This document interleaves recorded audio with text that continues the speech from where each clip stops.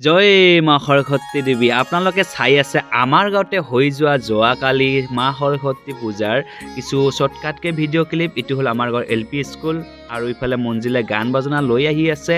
গান বাজনা অলপ থকাটো জৰুৰী যেনিবা। আৰু ল'ৰা ছোৱালীবিলাকো ইফালে চাওক, ল'ৰা ছোৱালীবিলাকো আহি উপস্থিত। আৰু আমাৰ কিউটি পাই এইটো এটা চাওক।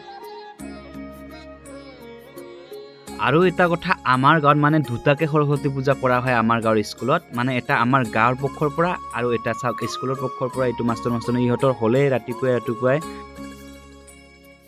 আৰু আমাৰ এইফালে খিচিৰি ব্যৱস্থাও হৈ আছে। অলপ পিছত খিচিৰি খাব লাগিব চবে। আৰু বহুত অপেক্ষাৰ পিছত আমাৰ বামুণ আহি পালে। প্ৰায় 2টাই বাজি গৈছিলে।